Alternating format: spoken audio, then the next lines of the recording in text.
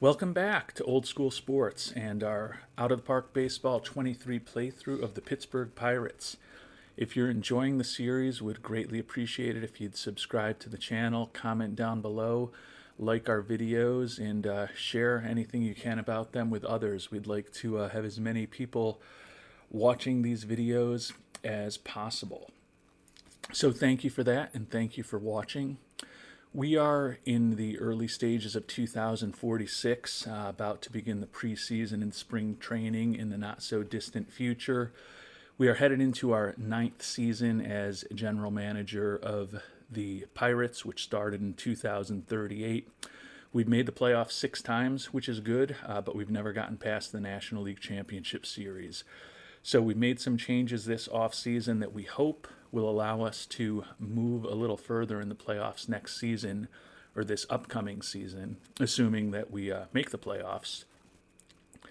First and foremost was trading away our top player, Isaiah Hill, 7-time All-Star in 7 seasons, 2-time MVP, 5-time Silver Slugger, and a Rookie of the War winner. Traded him away. He was due to make $29 million this year, just not something that we could fit in as a team with a payroll in the mid to high 80 millions. But moving on from Hill did allow our 94 victory NL Central Division team to basically bring back everybody else that we wanted to from that squad. So from that perspective, we're certainly losing our best player, but we have a lot of relatively young players on the team who are in their arbitration years, making a lot more money. And moving on from Isaiah Hill allowed us to bring back all of them this upcoming season. And importantly, signing all of those young arbitration-eligible players, some of whom were popular to extensions, has gone a long way towards boosting our fan interest up to 94, which is the highest that it's ever been. And you can see that's enabled us to raise ticket prices from $17 last year to $20. And we're still on pace, despite that increase, to sell a lot more season tickets than we did a year ago, and hopefully be selling out a lot of games this season and generating a lot of revenue, a lot more revenue, which hopefully will help us get the budget boosted from the $154 million that it is today. And moving on from Isaiah Hill has allowed us to also add some talent this offseason. Most notably a shortstop, Juan Castillo, who is the primary piece of what we picked up in the trade for Hill. 25, soon to be 26-year-old, solid defensive shortstop, who looks like he can still develop into a competent major league hitter.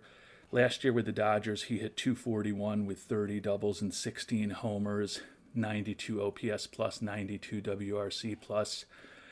He is not as good defensively as short is Tony Cota, who we still have on the roster. So it is conceivable that maybe we end up playing Castillo at second base instead, but do feel that with the addition of Castillo, in addition to our incumbent shortstop Cota, incumbent third baseman Willie Medrano, and incumbent second baseman Bobby Guzman, we should be able to get even better defense and hopefully better offense out of those 3 spots in the lineup with much better depth on the team. And then we also recently made our 1 free agent signing of this offseason, bringing back outfielder Ramon Herrera, used to be our starting center fielder, bringing him back for 1 year, $1.75 million, as a 4th or 5th outfielder who is capable of playing a competent center field for us, backing up Arturo Arellano. And so while the departure of Hill will definitely mean less offense from our outfielders, the hope is that the addition of Castillo will help with our infield offense and defense to some extent. And then we made a very important trade with the A's at the beginning of free agency. Picked up soon-to-be 25-year-old left-handed starter Sean Street, who has been respectable as a major leaguer thus far, but not exceptional. But certainly, according to our scout at least, has the profile of a pitcher who could be a very effective major league pitcher. Think he will benefit from our strong defense behind him. We had to give up 5 prospects, one of whom was really good to get him, but think that in an effort to finally get over this hump of consistently being a playoff team, but not really being able to go very far in the playoffs, we had to do something to shake up the franchise, and bringing on the 25-year-old, soon to be 25-year-old lefty Sean Street to become an important member of our rotation was the big offseason move that we've made to hopefully do that. We have recently made offers to a number of minor league players to start kind of rounding out our minor league system with either talented players who we think can help us, or more likely just guys who have good personalities that can help mentor the real prospects around them across our minor league system. We'll continue to do that as spring training and the off season continue to move along. Don't have a ton of money to potentially bring more talent onto the team at this point, although we could tweak our scouting and development budgets down a little bit if we needed to. But that's kind of the lay of the land as we get ready to head towards the end of the off season and spring training. And the hope is that we can get the roster through spring training healthy and well, and have this team firing on all cylinders as the season begins in the end of March. And the Pirates have made it to February 22nd, the day at which this season hope springs eternal, even though it is not yet spring. Going with our traditional 6-man rotation for spring training, which will allow the youngster Sal Valadez, who was 11-10 with a 3.70 ERA, to at least get some starting action. Longoria's arbitration number next year is going to be huge. We've got a team option on Gonzalez, and the veterans Rojas and Ballesteros are both in the last years of their contract. So with the exception of Sean Street, definitely may have some work to do on the starting rotation next year. And guys like Valadez, Bobby Astorga, Jose Montoya, Felix Bath, and Juan Bin Daoud are certainly in the mix to not just make the major league roster this year, but potentially move into a role in our starting rotation next season at the latest, and certainly possibly this year if we do have injuries. Got a ton of players in camp, 29. We've got a 3-person battle for catcher. Our Nelson Ibarra, who has been our catcher for the last few years, Mario Quiroz, who has been our backup the last few years, Chris Rodriguez coming out of AAA, and then Jonam Nasberg, who was in AA each of the last 2 years. Probably going to be in AAA for us this year, almost 25 years old. But I feel like we've got 4 guys who are competent, potentially major league catchers in camp. Issue is that on a good team, I think all 4 of them are probably preferable to be backups rather than a starter. But obviously we'll need to be starting one of them on a daily basis. And since they're all right-handers, don't even have the opportunity to do any particular... Actually, they're not all right-handers. There's 2 switch hitters. I was looking at what they throw with, not what they bat with. So we do have a couple of switch hitters in Nasberg and Quiroz. I think that they're both the long shots to make the team. You can see Ibarra, we're starting against righties. Going to give Rodriguez some starting action against lefties during spring training. But going to have some definite decisions to make as we try to pare the lineup down to 14 players. We'll probably again go with only 12 pitchers, as you can see, for the most part, with one exception, Luis Molina, who's a long shot to make the team. All of the pitchers we have in the organization on the 40-man right now, or have brought to spring training, have pretty good stamina. So the hope is that we get through the next 4 weeks or so healthy, and we've got a team that is ready to try to win back-to-back NL Central titles when we get out of spring training.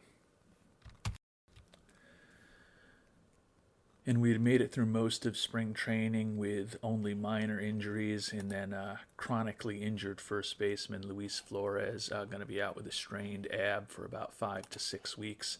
So that will leave a bit of a hole in our lineup. He is a guy who was a Rule 5 pick of ours 4 years ago. He's been in the majors for all 4 of those years. but you can see he's never played 80 games in a season. He's fragile physically, and he is always getting hurt. Guy who's close to a 300 hitter at the major league level, but has had a lot of problems staying healthy. He had been looking for a long-term contract from us when we did our arbitration discussions with him this past offseason, but he was looking for, I believe, around 12, 13 million a year, and because of his injury proneness, just didn't feel that was a good decision. You can see his arbitration next year is going to be about 12.5 million. He's looking for close to 14. Probably a player that we're going to end up having to move on from just because he can't stay healthy, and he's still looking for a lot of money. But that is the first significant injury of the spring training for the Pirates at this point. You can see we've still got about a week of games left, so Flores is definitely going to be out at the beginning of the 2046 season. But hopefully we've built enough depth in our franchise that we'll be able to overcome that loss. And the last week of spring training went well for the Pirates, won 5 in a row before dropping the final game of the spring to the Brewers. But overall, it's been a pretty solid spring training for the Pirates, 14-11 record. And as I mentioned earlier, although we had the loss of Flores, when we look at the rest of the team as far as injuries, nobody on the spring training roster right now with anything that's lingering. So we're going to have Flores out for another 4 to 5 weeks at this point.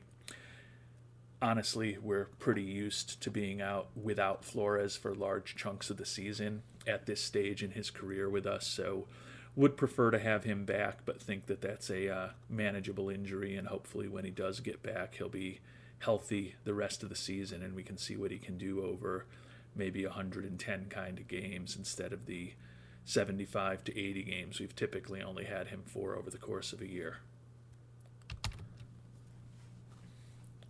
And as we prepare to make our final cuts, moving down to a 5-man starting rotation, and a bit of a shock, at least for the time being. Manager Jan Vasquez wants the youngster Sal Valadez in the 5 spot in the rotation instead of the veteran Tony Ballesteros, given that Ballesteros is in the last year of his contract with us, 37 years old. Don't think that that's a bad decision. First cut is going to be Alex Arroyo, number 27 prospect in baseball, was our first-round pick back in 2041, 23 years old. Real good in Double-A last year, going 13-5 with a 2.88 ERA. Can see he's still got a little development, at least according to our scout, that can be completed on his stuff and his control. Can still improve his fastball, his cutter, his curve, and his changeup. So he is a player who should be a big part of our rotation by next year at the latest, particularly if as we've talked about, we lose several of our starters next year. But going to put Arroyo down in AAA to hopefully get him a good chunk of the season in a little less pressure-packed environment, but could certainly be seeing him in September and maybe earlier if he is very effective, and or we have a lot of injuries in the starting rotation, which hopefully we won't. We do have Longoria back on his traditional 90 pitch count. Can see he was very good in the spring. Sean Street, 3-1, middling ERAs for him and Bobby Gonzalez. Rojas and Valadez did not do that great in the spring, but relatively small sample size, obviously, in terms of the number of innings that they pitched. The next cut as we try to get down to 12 pitchers is going to be Felix Bath, a guy who's been a good pitcher for us in AAA the last few years. Better than good in some cases, but looking at his profile, he's a guy who, if we need a 5th starter at some point in the year, certainly would consider bringing him up. But he's got one option year left, and we're going to take advantage of that option right now. Devin Smith is another guy who I think could be a big part of this team down the line. 6th-round draft pick of ours last year out of Rhode Island. He's 23 years old now. Split the season between high A ball and Double A after we signed him. Was pretty effective at both levels. Looks like he could be a guy who could definitely contribute to the back end of our rotation in the not-so-distant future. and potentially be a useful bullpen arm at the very least. But we're going to let him get a little bit more seasoning down in AAA for the time being. And that leaves us still with 14 pitchers that we've got to get down, certainly to 13 and probably to 12 if we're going to build this team the way that we want to. And the issue now is that all of these players are definitely pretty proven major league pitchers at this point. So it's just a matter of who we're going to cut and move on from. And before we make those final couple potentially painful cuts to the pitching staff, going to spend some time cleaning up the everyday players, because some of those cuts, at least the initial 5 or 6, are probably going to be a lot easier. And as we turn to the position players, first question is who's going to be the backup catcher. Mario Quiroz has been there for us for the last couple years. Solid defensive player, good personality, has hit 218 and 255 for us. So he's actually been a respectable offensive player for us. Do like the fact that he's a switch hitter. But Chris Rodriguez is a guy we used a second-round pick on back in 2039. Has been in AAA the last couple years. Also a good personality. Also looks sound defensively. Seems like he can potentially have a little more home run power than Quiroz, and also potentially draw a few more walks. So we are going to send Quiroz down to AAA, which I'm sure will not make him happy, but we do have that option. So Rodriguez finally going to get to make his major league debut here at the end of March.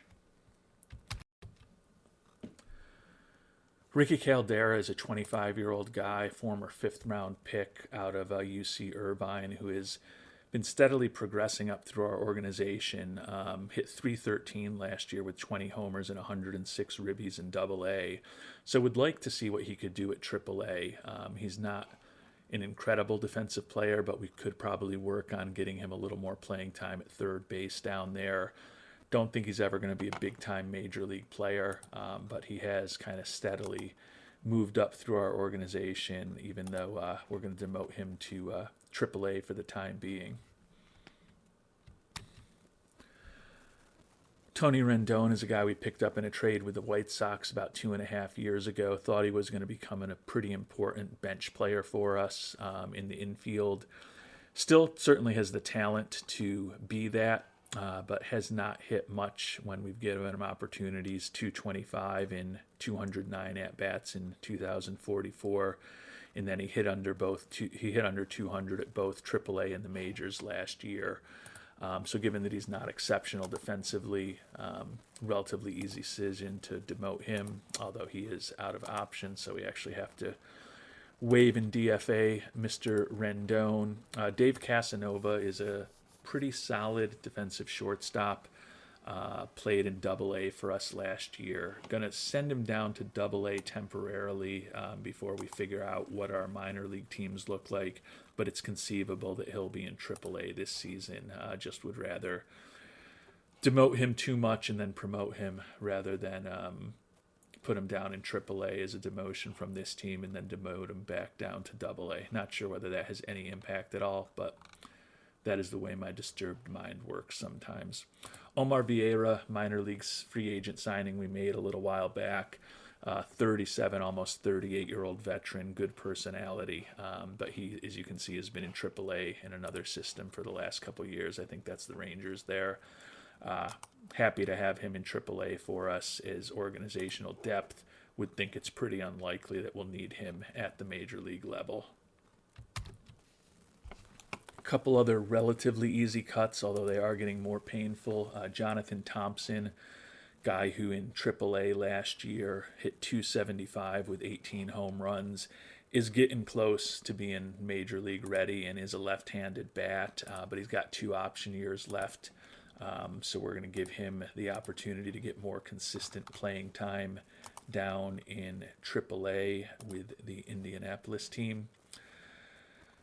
Starting to get into the point where the cuts are getting tough. Jaden Godfrey, number 1 draft pick of ours back in 2040, has not been above high A ball yet, but we did have to put him onto the major league roster to protect him from the Rule 5 draft. Certainly looks like he could be a very good defensive center fielder, has some speed, good personality, Looks like he could be a good contact hitter, but not a lot of power and not going to draw a lot of walks, but doesn't really have anything left to prove in high A ball. So we are going to demote him to Double A Altoona and see what he can do there this year. Still have a few more cuts to go, however. Julio Castillo was close to making this team. He's the number 21 prospect in baseball, our international free agent signing from 5 seasons ago. Durable player, good personality, can play all over the outfield, can actually play all over the infield too. If you look at his ratings, this is a guy who we're going to send down to AAA and try to get him a little experience maybe at second base, first base. He can play any position, and it looks like he's going to be a pretty productive offensive bat. Split last year between high A ball and Double A, hit 25 home runs, drove in 97 runs, but with a 277 batting average in Double A last year, even though he looks really good right now in terms of his ratings. Going to see what he can do in AAA, and as I mentioned, work on kind of broadening out the skill set in terms of the number of different positions that he can potentially play for us defensively down the line. And given the abundance of outfielders we have, Danny Calez is another tough cut, another guy who, at least according to the ratings, looks like he could certainly be ready for a 4th or 5th outfield spot, but isn't all that great defensively. Not that we're expecting him to get better. Split last year between Double A and AAA and did combine for 21 homers, 96 ribbies, but batted just .224 at the AAA level. According to our scout, he can still definitely improve his home run power and his contact. So we're going to put him down in AAA also, where he can hopefully get some more consistent playing time than he would be getting on the Major League roster. And our final cut is really a tough one to me. Ramon Herrera, former starting center fielder who has been a backup for us the last couple of years. We re-signed him as a free agent.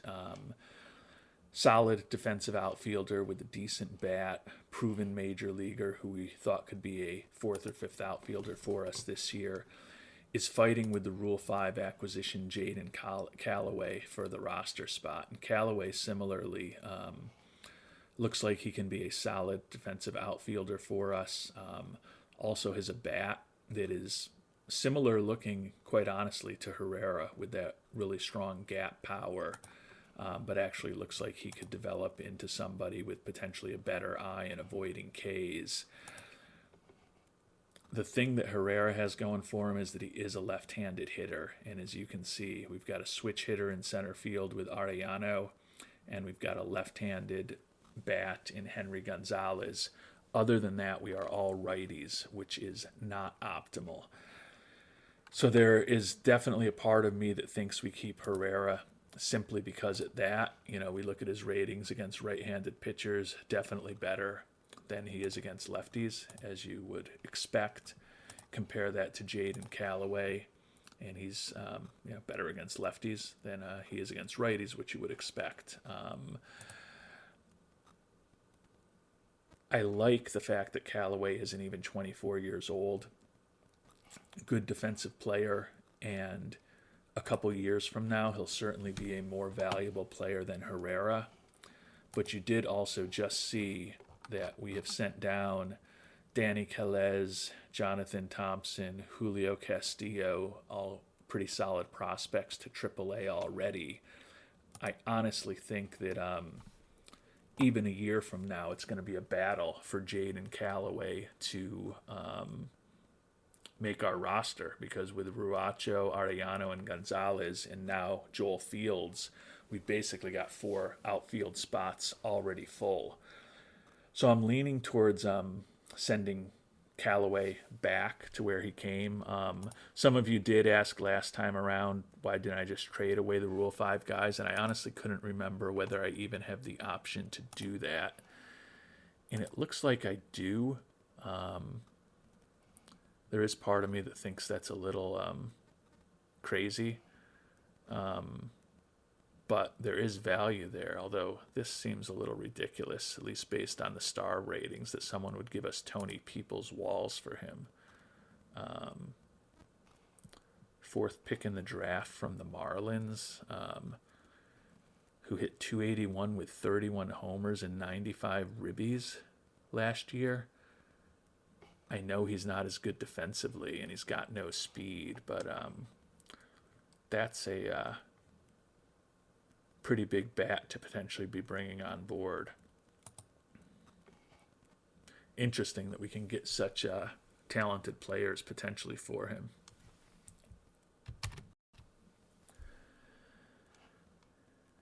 And trading for Tony Peoples-Walls is definitely tempting, but it's another right-handed bat. And he's also going to be making about $5.5 million next year since he'll be arbitration eligible. With the fact that we've got so much depth in the outfield already, I don't see that that's doing a ton for us. I'd almost rather keep Callaway just with him being better defensively, a little bit younger, more cost-effective, durable. I don't want to let this guy go. But I do feel like right-handed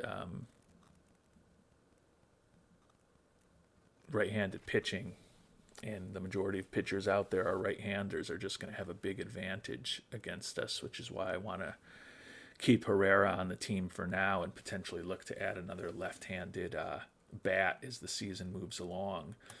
So I'm a little intrigued by Tony Liriano from the Twins, 25-year-old, does have an option year left, so we can put him in AAA, but a respectable-ish looking major league arm who could even potentially start for us if we needed. Ground ball pitcher who throws in the mid to high 90s. I think I'm inclined to trade Callaway away for Liriano, see if we can get anything else out of the Twins, which I'm sure we won't, but maybe we can get a little bit of cash from them at the very least, although it doesn't seem like they have much cash. All right, so they're not going to be able to give us cash. I'll just do this trade straight up. I always kind of feel like it's a little bit like cheesy to trade away a Rule 5 guy after you picked him rather than just sending him back to his team. But I guess if Minnesota's going to keep him on the roster and we're getting something in return that potentially helps us, it doesn't seem like it's cheating. If you guys think so, let me know down below. Would love to hear your thoughts. But we're going to go ahead and complete that trade, and then we will put Mr. Liriano into AAA Indianapolis, although I guess he does have to be on the secondary roster. But Liriano will be some organizational depth for us in AAA. And that gives us our 14 players who are going to make the team. Ibarra has been our catcher the last few seasons with Rodriguez as the backup. David Green's going to be playing some first for us until Flores is back. And when Flores is back, that will absolutely help us because that will give us another one of the left-handed bats that we had been expecting to have in our lineup and make the team a little more well-balanced. A little less susceptible to right-handed pitching, hopefully. Until then, hope the youngster Green can help hold down to the position. Juan Castillo, who we picked up in that big trade, is going to be playing both second and shortstop for us. I think going to probably play him at second base against righties most of the time, and then shortstop perhaps against lefties to continue to get him some playing time there.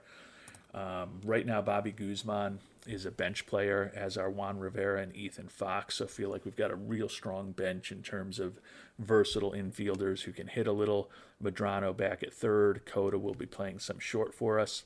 And then we've obviously talked a lot about the outfielders. Gonzalez in left, Arellano in center, Racho in right. Joel Fields, the youngster, probably going to play some time at DH for us. Also probably will be playing some left field and moving Gonzalez into DH. And then Herrera, with that left-handed bat off the bench, decided to keep the veteran rather than the impressive Rule 5 draft pick. And turning back to our pitching staff, it's really an embarrassment of riches. Just looking purely at stuff, movement, and control, Danny Robles would be a guy to think about sending down. but he is one of only 2 left-handers we have in the bullpen. Now, we do have 2 left-handed starters now with the addition of Sean Street, but I feel that Robles is more effective against lefties than he is against righties. He's been pretty good for us since we made the trade to bring him over, and I think in that lefty specialist role, he still has a important spot for us out of the bullpen. So I think we're going to keep him around. Ethan Mingo is a guy who's been pretty successful for us. He was actually an all-star for us in 2044, his first year with the team. Doesn't have the best control in the world, but he is still an extreme ground ball pitcher who throws in the mid to high 90s. But he is definitely on the bubble. So is the veteran Tony Ballesteros, who filled in for us as a starter down the stretch. 5th starter for us last year, went 6-0, although he did have a 4.75 ERA. Extreme ground ball pitcher, good leader. In the last year of his contract with us, we could look to trade him away. He's out of option years and think that he probably would not handle being demoted well at the age of 37 anyways. He is potentially somebody to move on from.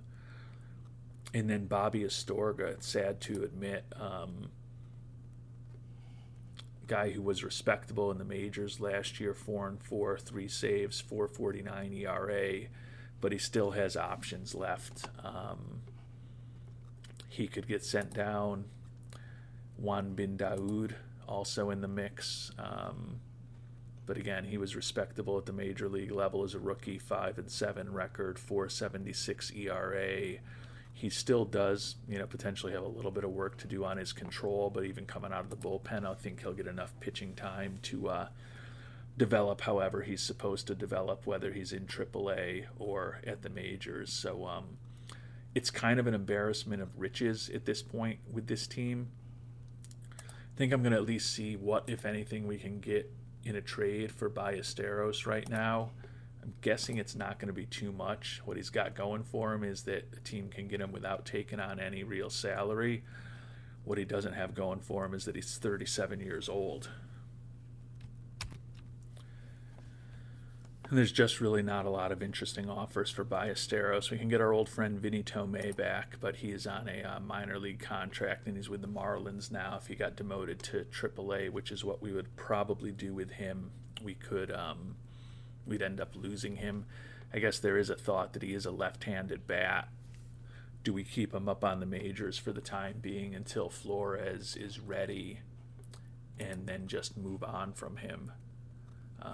We kind of tried that a year ago when he was playing for us when Flores was hurt, and you can see did not work out well with a 214 average and 5 home runs and 266 at-bats, even though he was much more productive after we ended up dealing him to the Phillies in a limited playing time with them down the stretch. But I just don't see anything all that interesting here.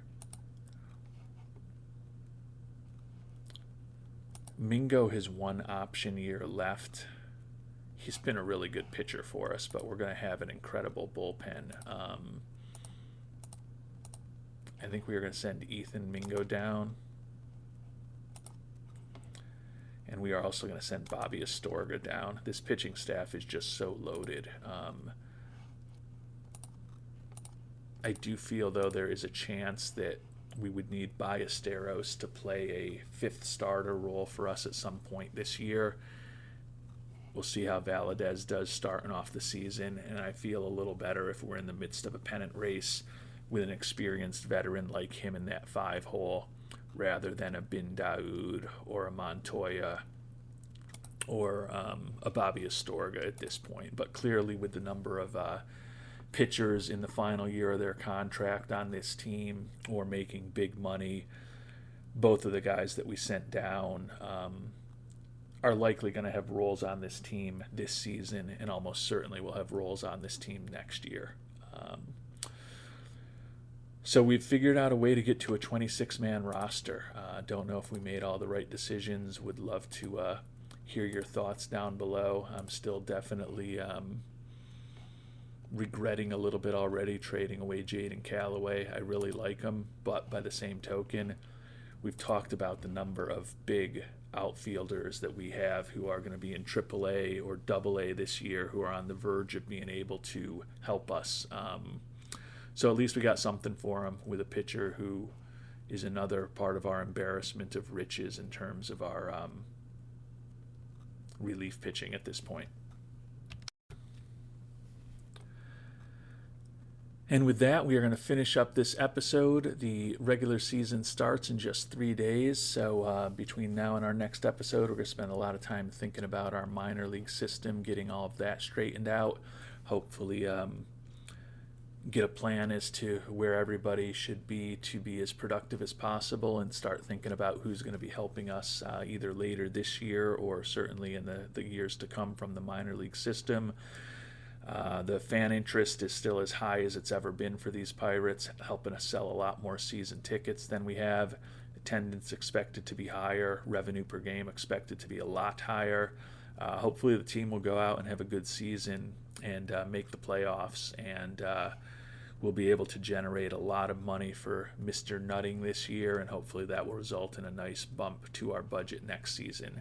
And who knows, would obviously be great to get to a World Series and maybe win a World Series along the way too, even though we have the 26th highest budget in baseball and the 27th player payroll in baseball. We've proven that we can at least be a consistent playoff team operating under those constraints. The question for this year is whether we're going to be able to take another step forward, and we'll find out how we do with that in our next episode. Until then, thanks so much for watching, and hope you have a great day.